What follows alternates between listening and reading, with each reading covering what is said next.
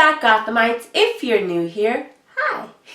I'm London, aka History of the Batman. I already apologize if I sound awful, like nasally and all that.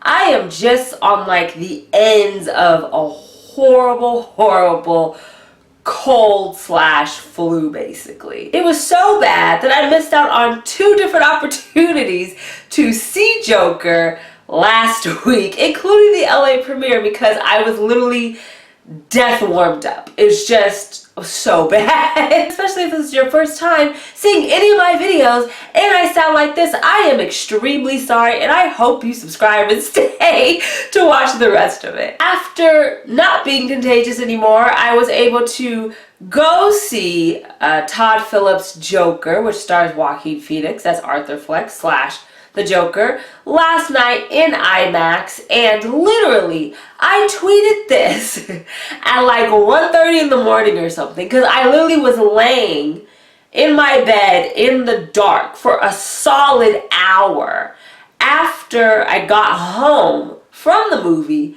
and was just processing everything I saw, because I don't even know what to say.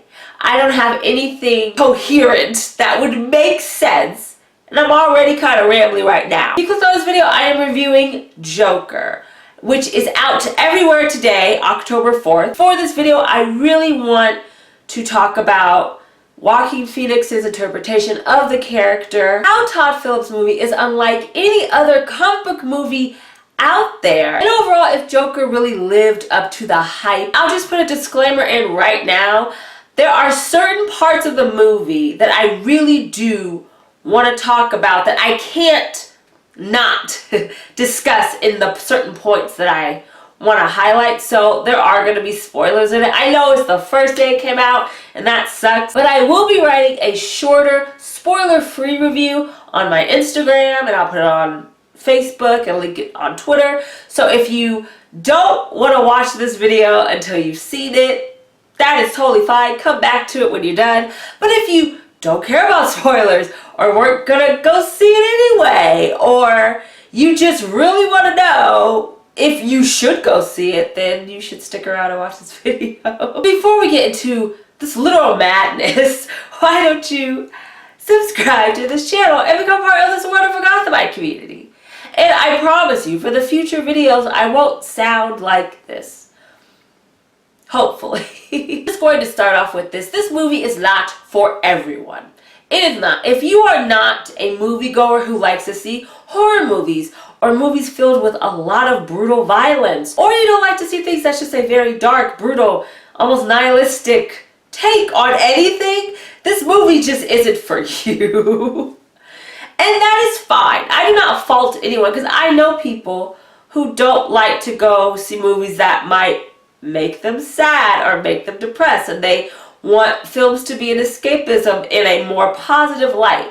I get that. It's not even your typical comic book movie. It is more of a character study of this man, Arthur Fleck, within this universe than anything else. If you took out the term Joker, if you replaced Gotham City with New York or New Jersey, which it's originally based off of, courtesy of Bill Finger, if you took out Arkham Hospital or Thomas Wayne and replaced him with another wealthy politician, anything like that, the movie would still be amazing. You don't need the Batman elements. And maybe people won't like that. I don't mind it. I appreciate the Batman elements, and I know Batman's technically not in this movie, but I don't think Todd Phillips cared about that. I know he's like, oh, we're taking the Batman mythos that we've seen movie after movie after movie and making it into this dark commentary on society and really what it means to be alone in the world. As I said in my analysis for the second trailer to Joker, and it was very prevalent in the trailers, it wasn't a hidden secret, Arthur Fleck is basically a failed comedian, and the film is focused around him trying to be a professional and successful stand-up comedian. I know Todd Phillips said that the film isn't based on any comics. It's its own origin story, its own news story, which I see. That is completely correct. However, even if you wait till the end of the credits and you see a list of special thanks to, the first name is Brian Boland because the failed comedian aspect of Arthur Fleck's character stripped right from Batman the Killing Joke, Alan Moore's one-shot graphic novel, which was illustrated by Brian Boland and John Higgins. I mean, it just is. There's even a line in the film at one point where Arthur goes to his friend, Sophie's apartment, and he's sitting there on the couch, and he just learned a lot of different things, and he says, I had a bad day. Literally straight from the comic. This part of Arthur trying to be a successful comedian and clearly not succeeding is amplified times 100, because not only is his stand-up career not working, when he does stand up nobody laughs, but also he's humiliated in front of everyone on national television when Robert De Niro's late night show humiliates Arthur and basically craps on his craft. I feel like him saying I had a bad day, it just gets layered and layered. From the very start of the film, while he's doing this kind of rent-a-clown job, he is helping his very ill mother who is trying to get in contact with Thomas Wayne because she worked for him 3 decades ago and they are in hard times right now and aren't making any money. Certain things happen and Arthur loses his job, and then he discovers a horrible secret about the relationship between his mother and Thomas Wayne and himself. And then after he finds out all of this and after he gets fired, he has an altercation on the subway which leads, and spoiler I suppose, where 3 men end up dead by Arthur Fleck's hand, which kind of starts the entire motion of the clown movement in Gotham. While I say that Gotham, if you wanted to replace it with New York, New Jersey, wherever, Gotham, in the state that it's in this cinematic universe, it starts off, the movie starts off with saying, Gotham is crap. It is going to hell. There are super rats. There are muggers. There are riots. There are just, Gotham has been so horrible. Politicians and everyone are trying to figure out how to make Gotham better. The city is just running with literal and figurative vermin. And that is already the world we are introduced in with Joaquin Phoenix's Arthur Fleck. And on top of all of that, Arthur Fleck actually does suffer from mental illness, and one thing that I actually found heartbreaking but fascinating, and I love the fact that they put this in with this Joker character, is within the movie, Arthur suffers from almost a Tourette's-like syndrome where he can't control when he laughs, and he laughs at inappropriate things at inappropriate times, which of course not only fits in with the whole vibe of him wanting to be a comedian, but just fits with Joker. If you read Joker in any comics, if you see him in any media, Joker's just randomly laughing, whether it's funny or not, whether he actually thinks something is funny or he's killing somebody. And once he learns that he can't get the psychiatric help that he needs because the city is in such shambles that the funding for the health departments are just gone. Even his therapist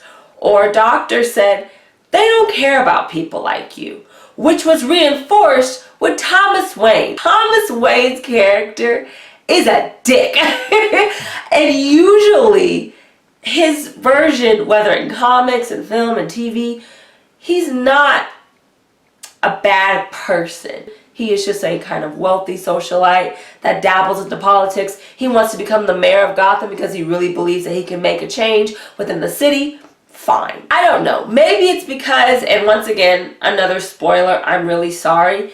At the end of the film, when Thomas and Martha Wayne meet their typical fate that they always do in comics and in media and are gunned down by one of Joker's clown posse people, which I completely called, by the way, in my analysis of the second trailer. I'm like, Joker in some way or form, whether it's him directly or indirectly, but it's his fault they die. When you see that this guy comes up to Thomas and he's like, this is what you deserve, and he kills him, leaving Bruce to see his mother and father in the alley, leaving from seeing Zorro, you're like, oh, well, he kind of deserved it. Like, you never feel that way when you see Thomas Wayne.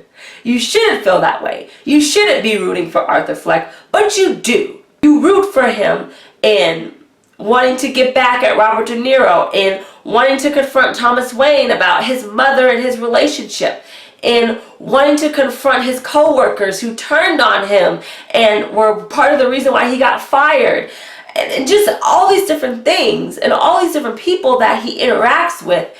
You partially are like, oh yeah, he did that to that guy. Brutal violence. But you almost feel like, cool, when you really shouldn't. And I don't know what that is. People are like, Joaquin Phoenix's role and his acting is superb.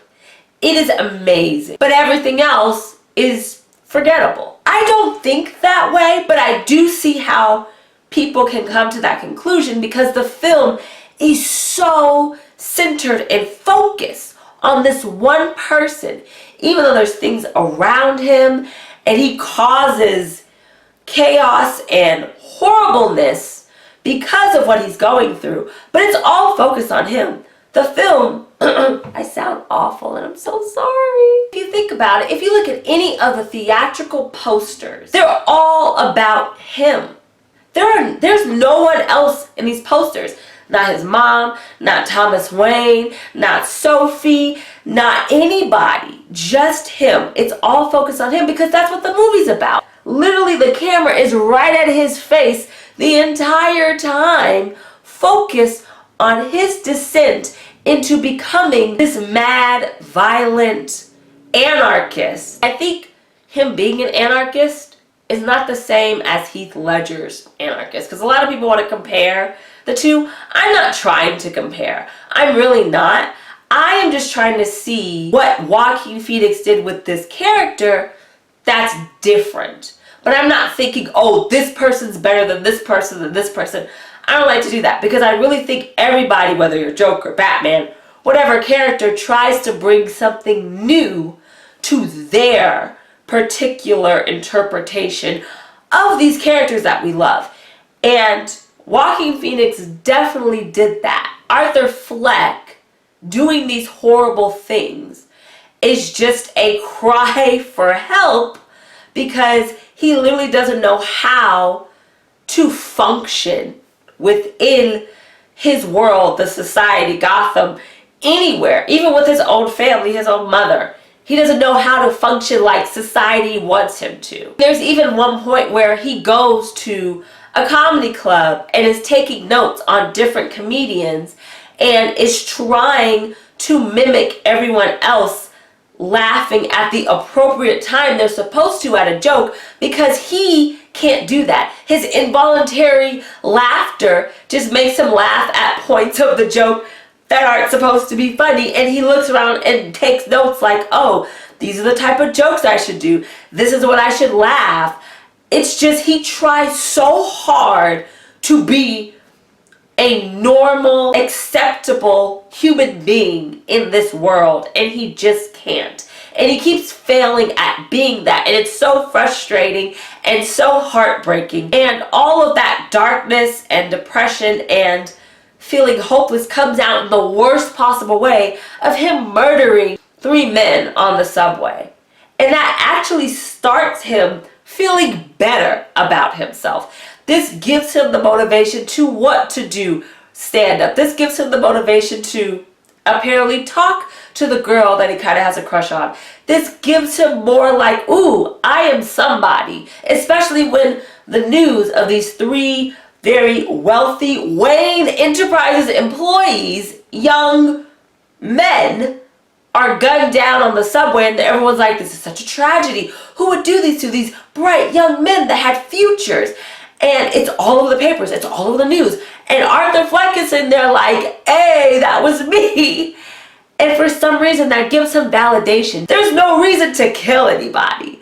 That is the extreme response to society beating you down is to literally start murdering and rioting and looting, because that is not what you're supposed to do, obviously. But for Arthur, he felt like there was no other way to go. People are like, his part was memorable, but nothing else.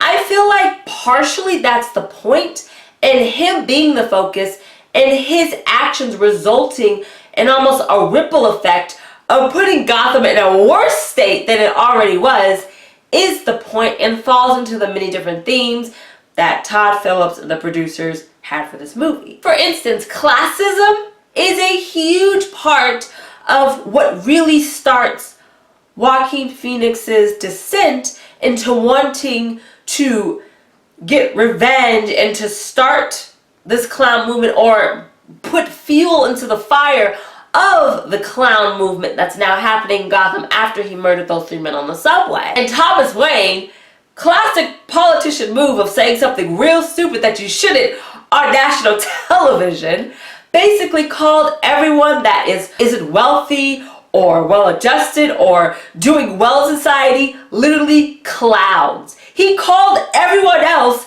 in Gotham, like the 95% of people in Gotham, clowns. Which of course started protests in the streets. He literally starts this horrible rebellion in Gotham at a time where the city was in such a horrible state that any little thing would set off just pure destruction and anarchy, and his actions did that. Definitely between Thomas's remarks to even Thomas and Arthur's interaction, with Thomas telling him about Arthur's real past, about his mother, about her mental instability, to all of the horrible things, to abuse, to everything that he went through that he didn't even know about because basically he blocked it out when he was young. All of these different moments within the film showcase not only Arthur's place not within society, but a lot of the people within Gotham who just don't feel like they're heard,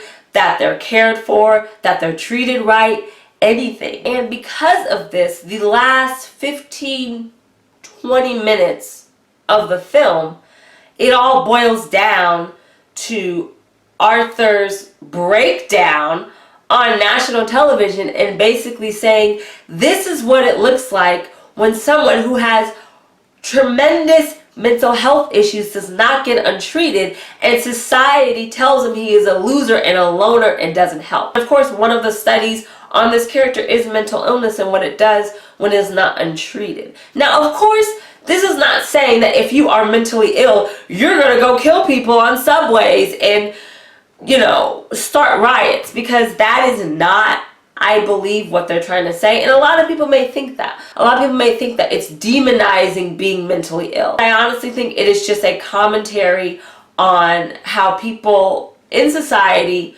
don't take mental illness seriously. They don't think it's as important or should be treated like a physical illness. Like if you have cancer, that is more, we have to focus on that, than if you are bipolar or you have chronic depression or you have chronic anxiety or you're schizophrenic or any mental disorder that you may have. I guess it's just heartbreaking that times when Arthur seems actually genuinely happy, it's always after times where he did something horrible. A lot of times when he murdered somebody, he felt good about himself, because I think him killing people made him feel somewhat important within his life, within the world, because he made some type of difference. He made people notice. He made the cops notice. He made his coworkers notice. He made the girl he likes notice. He made everyone in Gotham City notice. It's unfortunate that that's what he needed to be validated within society, is to murder and cause riots and protests and start this horrible violent movement. And that is the only thing that makes him believe that he is someone of worth in this horrible Gotham City. I think I've talked about Arthur Fleck and the different characters and the different themes and kind of what I think the director and the producers and the writers and everybody wanted the audience to really focus on. I think one of the biggest takeaways from this film is not just the study of mental illness and the character study on this particular villain, but it is still a comic book film. It is still within the superhero world genre, because this is still Joker. This is still a Batman mythos character. We're still in Gotham City. There's still Thomas Wayne. There are still elements of Batman. There's Bruce Wayne. There's even the death of his parents, which Todd Phillips said there's going to be no sequel, so don't look out for that. But you don't need a sequel. You really don't. It's perfect just the way it is. It's not your typical Marvel film that is for the whole family, that is a little bit more lighthearted. And trust me, I love all the MCU stuff, so I'm not bashing it. I'm not Martin Scorsese, who freaking said that the MCU, they are not cinematic movies. Like, or it's not even a typical DC movie. Sure, everyone's like, oh yeah, it's dark like DC. No. This is not a DC movie. We are not in the land of fantastical things happening. We do not talk to aliens from doomed planets and Amazonian warriors and kings of Atlantis. No, we're talking about the grit, real, like Gotham that I have always known Gotham to be. Gotham is a hellhole. I always, anytime I read something, watch something, I'm like, why do people still want to live in Gotham City? Why? Live somewhere else, because Gotham is trash. There was a whole segment talking about super rats because the city is just that much garbage. And my biggest fear are those. So the fact that that was there, I was like, cool. Like, they're the size of like dogs. Like, what the anyway. I believe there's more realism in this movie than even in Christopher Nolan's entire Dark Knight trilogy. If you really want a realistic way of looking at this character, that guy up there, Joker, I don't know if you can see it in the frame, but my Joker, there's a Joker there.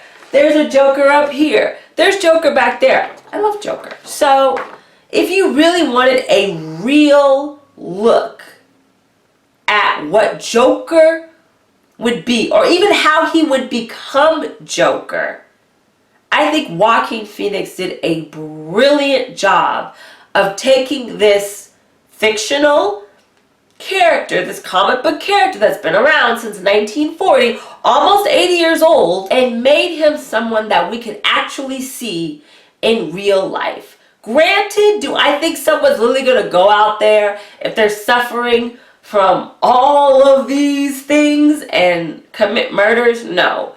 But in this particular film, in this universe, you can see how he got to this point in becoming Joker. It is not the typical origin story, which I don't mind, because Joker really doesn't have a solid origin story. So people complain that it's not from a particular book. Why? It's not supposed to be, right? So anyway, I just think that giving Arthur Fleck's character more of a, this is all that's happening to him, this is what he's dealing with mentally, emotionally, physically, all of it, and how that all resulted in the horrible acts that he committed in Gotham.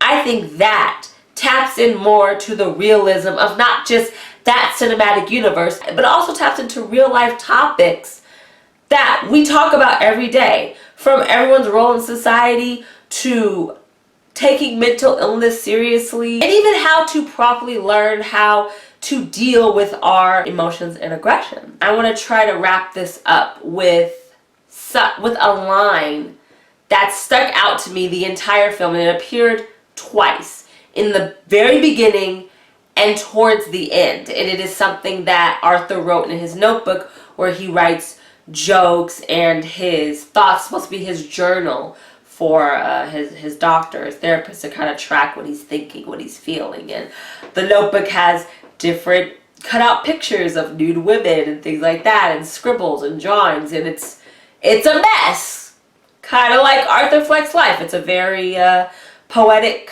way of showing that. But in his book, he writes, "I just hope my death makes more sense than my life." And sense is spelled C-E-N-T-S, like money. And him really starting and focusing with that in the beginning of the movie really shines a light on the mental state that Arthur Fleck is in, because he honestly believes that if he left this world however way, whether taking his own life, him dying in some other way, he would not only be known, but better off. And I think just starting with that as the vibe of the movie sums up what Joaquin Phoenix and Todd Phillips really wanted to. In a nutshell, this was not a nutshell, but in a nutshell, Joker is a psychological horror, nihilistic character study on the deterioration of a man who has everything going against him in every aspect of his world, and how that turns him into a man that not only is a horrible addition to society in his transformation into this anarchist, but turns into this horrifying leader of this violent movement. And the progression of how it all came to light and how this all came to be and how everything happened is beautifully shot and written, and a borderline incredible piece of cinema. Depressingly dark, don't get me wrong, it's bleak, it's brutally violent, it's heartbreaking. Like, parts I was just like, I'm about to cry. It's just so heartbreaking. But isn't that Joker? Isn't that what that character always is? Sure, he's laughing, he does all these things, but honestly, he is a broken man. And the fact that Joaquin Phoenix can make almost a realistic interpretation of this fictional icon is astounding and amazing to me. It just is. I personally loved it. It's heartbreaking. It is a rough watch, but I'm going to see it again next week. So it's, while yes, going to the movies to see like the MCU, even other DC films, is supposed to be escapism. It really is. I think going to the movies is supposed to do that. So people who see real stuff like depression and mental illness that is very, very real in people's lives, they don't want to see that. They don't want to go to the movies to see that. However, I think that if you can go and sit and watch what the commentary is about everything in this movie, I honestly recommend you go see it. If Joaquin Phoenix does get an Oscar nomination, that's injustice. But I just really hope that this kind of sets a tone for what creators now and in the future can do with characters that have been around for 80 years. I know people think, oh, you can't just use the same character and do the same things over and over and over and over again. But you can do something different, even though there have been, now he's the 5th live action Joker on the big screen, and it's completely different than anything we've ever seen. I don't know what else to say. Please go see it. Thank you guys so much for watching my first reaction and review of Todd Phillips' film Joker. If you enjoyed this video, please give it a bat thumbs up. As always, all of my social media is linked in the description below, including Instagram at History of the Batman. So why don't you give it a follow and become a Gothamite? In the description as well, I listed all 6 of my panels that I am doing at Los Angeles Comic Con. One is actually called Joker and Mental Illness. I will be sitting with Dr. Andrea Lenamendi, who is amazing. She is an amazing psychologist. If you aren't listening to her podcast, The Arkham Sessions, where she talks about Batman and psychology, you need to. I don't know how you can't be. I'll put that in the description. But we are going to be talking about not only this film and Joaquin Phoenix's interpretation, but all the different Jokers in film, TV, and comics. It's going to be amazing. I cannot wait to sit and talk about this movie with her, because she is an amazing, intelligent woman, and I know her insight's going to be crazy. So if you can go to LA Comic Con, I have my promo code there. You can buy tickets. It's a week from today. My panels are Saturday and Sunday, so I hope to see you there. Check out my videos for DC Comics DC Fans channel. And of course, please subscribe to this channel so you can become part of this Batman community. It would mean so much to me. Once again, I'm really sorry that I'm sick and I sounded nasally.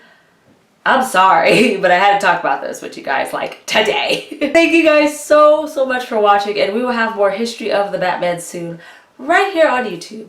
Remember, Gothamites, all about peace, love, and Batman. Bye.